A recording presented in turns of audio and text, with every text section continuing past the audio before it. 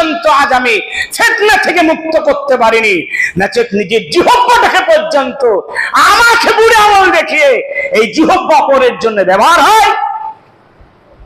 নিজের চোখ, নিজের কান, প্রত্যেকটি জিনিস আজ আমি ফিতনা থেকে বাঁচতে পারিনি, চোখের ফিতনা থেকে বাঁচতে পারিনি, জিহ্বার অপব্যবহার থেকে আমি নিজেকে বাঁচতে পারিনি, কানে খারাপ জিনিস শোনা থেকে, এই ফিতনা থেকে আমি নিজেকে বাঁচতে পারিনি। তবে সে ফিতনাতুর রাজুলি ফি আহলি ওয়া মালি, তবে একজন মানুষ নিজের পরিবারের ফিতনা থেকে কি করে বাঁচবে? পরিবারে ছিলাম আমি একা, হয়েছে আমার স্ত্রী, আমার ছেলে, আমার মেয়ে, ছেলে এদেরকে নিয়ে ফিতনায় আমি কি করে বাঁচবো?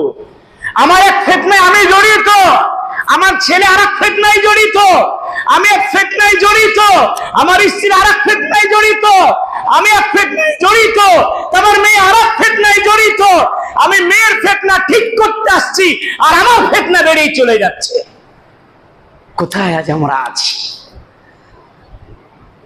এই ফিতনা ছেলে খেলে কেউ অশান্তি ভোগ করছে, কেউ মেয়েকে নিয়ে অশান্তি ভোগ করছে, কেউ স্বামী স্ত্রীর জন্য বাড়িতে দাবানলের আগুন দাও দাও করে জ্বলছে। আর আমরা বাজারে বসে চায়ের দোকান আড্ডা ঢুকে অপরের চিন্তা করছি, ও মাথা আমাদের শেষ, আর বাড়ির ফিতনা আমাদের দূর করার কোন চিন্তা নেই,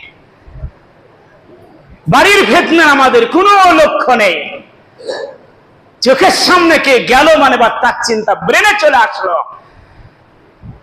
আর বাড়িতে যে খালি ঝই ঝামেলা, একের পর এক ফিতনা। কি করে বাঁচবো?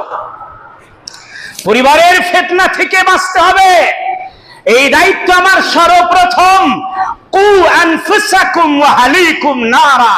আল্লাহ জিজ্ঞেস করবেন, আব্দুল খালেক তোর বড় ভাই তো আব্দুর রহমান, সে দূরে বাড়ি করেছিল, তা বলতো তার মেয়ে তো বেপর্দা ছিল, তার মেয়ে কেন বেপর্দা হলো? আব্দুল খালেক তুই বল, আব্দুর রহমান তো বাইরে ছিল। ও আব্দুল খালেক খাল্লাই প্রশ্ন করবে না, আব্দুল খালেক তোর পরিবারের খবর কি, এটা দে আগে, তোর পরিবারের খবর দে, তুই কি ফিতনা থেকে বের হতে পেরেছিস?